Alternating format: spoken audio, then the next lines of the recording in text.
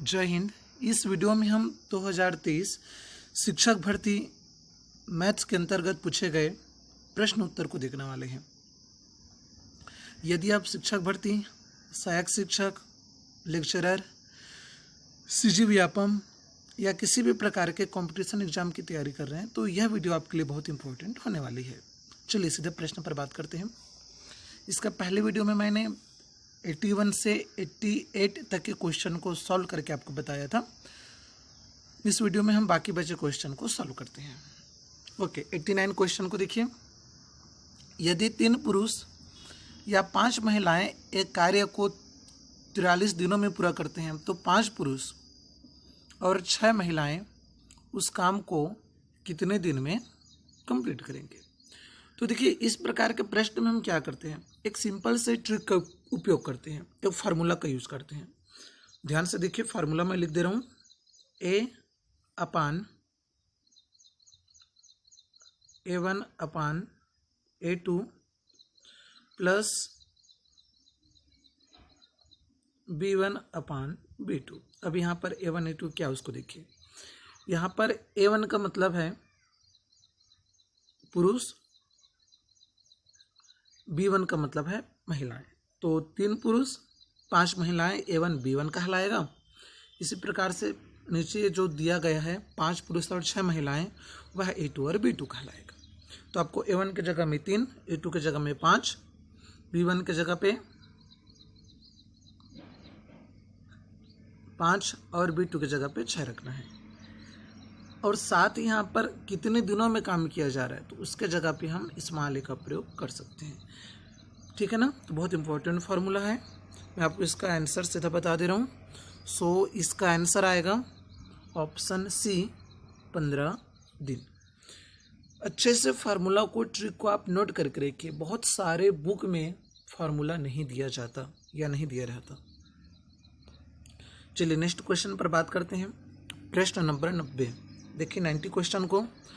एक समूह में कुछ गायें और कुछ कौवे हैं। पैरों की संख्या सिरों की संख्या के दोगुने से 14 अधिक है। ध्यान दीजिएगा, मैथ्स के क्वेश्चन को हल करने के लिए आपको हर एक पॉइंट को बहुत ही बारीकी से समझना होगा और एकदम शांत होकर बनाइए। बनाने में आपको जल्दबाजी नहीं करनी है। चलिए अब ध्यान से देखिए, यहाँ पर कहा क्या जा रहा है। यहाँ पर कहा जा रहा है पैरों की संख्या। अब जैसे देखिए पैर की संख्या, तो गाय का कितना पैर होता है, 4 पैर होता है। तो इसको हम लोग ले लेते हैं 4A, प्लस कर देते हैं इसमें। कौवे का कितना पैर होता है, तो सिंपल सी बात है 2 पैर होता है। तो कौवा को भी मान लेते हैं और कौवे का चूंकि 2 पैर होता है तो इसको 2 भी ले लेंगे। ये आ गया यहाँ तक और इक्वल कर देते हैं इसको हम। उसके सिर की संख्या, अब ध्यान दीजिएगा, गाय का भी एक ही सिर होता है, ठीक है, और साथ में कौवे का भी एक सिर होता है। तो सिर की संख्या के दुगने। अब चूंकि सिर की संख्या क्या लेंगे हम लोग, A + B, चूंकि दोनों का तो एक सिर होता है, चाहे कौवा हो चाहे गाय हो। उसके दोगुने से 14 अधिक है। तो ये आपका आ गया फार्मूला। ठीक है, समीकरण बन गया। अभी समीकरण को हम लोग हल करते जाएंगे, तो आप एक बार हल करके देखिएगा। यहाँ से कुछ चीज़ें कट जाएगा और यहाँ पर A का मान हमें प्राप्त होगा कटने के बाद में 7। चूँकि वीडियो काफ़ी लंबा चला जाता है इसलिए मैं कुछ चीज़ों को संक्षिप्त में बता देता हूँ। तो आप इस समीकरण को हल करेंगे तो A का मान आपको प्राप्त हो जाएगा कितना, 7। इसी प्रकार से हम लोग B को भी हल कर सकते हैं। तो खैर यहाँ पर गाय की संख्या कही जा रही है तो सीधा गाय की संख्या यहाँ पर कितना आ जाएगा, ऑप्शन B, 7। तो गाय की संख्या आंसर आ गया 7। देख लीजिए कितना सिंपल तरीके से सवाल आपका सॉल्व हो गया। नेक्स्ट क्वेश्चन पर बात करते हैं।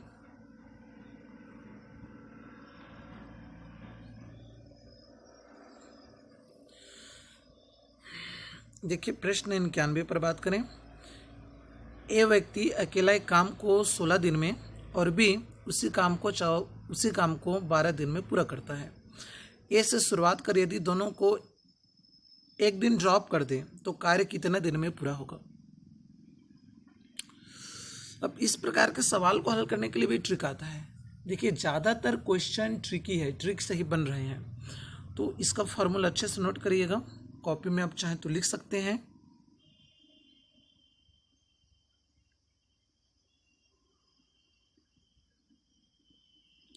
चलिए इसका फॉर्मूला देख लीजिए।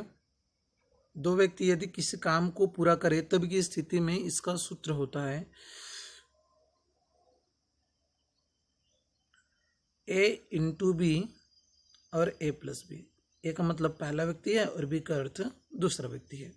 तो इस फॉर्मूला में हम मान को रख देंगे, ठीक है ना। अब देखते जाइए, पहला व्यक्ति 16 आ जाएगा, दूसरा के जगह में कितना हम लोग ले लेते हैं, 12 ले लेते हैं। पहला व्यक्ति 16 दिन काम किया, दूसरा व्यक्ति 12 दिन काम किया, दोनों को प्लस करेंगे तो 16 12 कितना हो जाएगा, यहाँ पर 28 हो जाएगा। इसको एक बार हल कर लेते हैं। तो जैसे कुछ चीज़ें यहाँ से कट जाएगा, कौन कौन सी चीज़ें कटेगा, 4 4 तिया 12, 4 सत्ते, ठीक है। तो देखिए इसका आंसर कितना प्राप्त हो जा रहा है हमें, 16 तिया 48, 48 बटा 7। तो इसका मान हमें प्राप्त हो रहा है 48 बटे 7।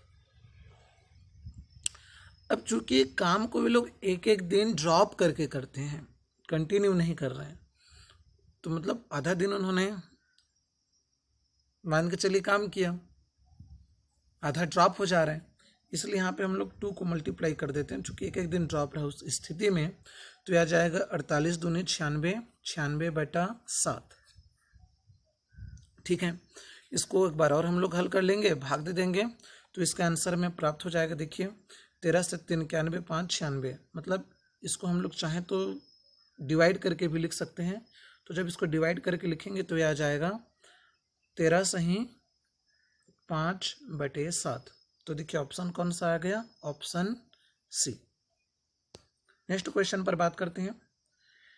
यदि दो संख्याओं का योग 55 और उसका महत्तम समापवर्ती लघुत्तम समापवर्ती क्रमशः 5 और 120 है, तो उन संख्याओं को हमें ज्ञात करना है।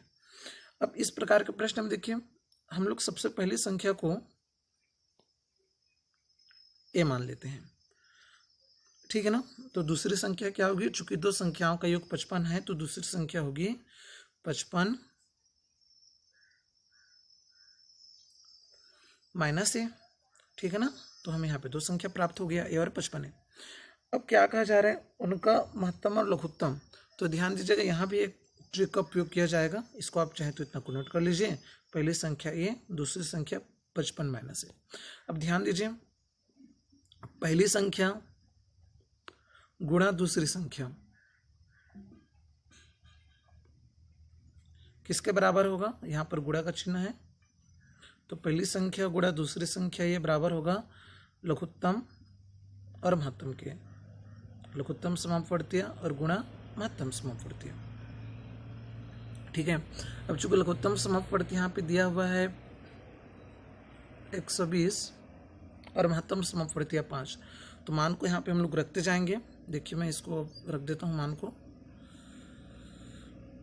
लघुत्तम और महत्तम, तो यहाँ पर रख देते हैं 120 लघुत्तम है और महत्तम है यहाँ पर 5।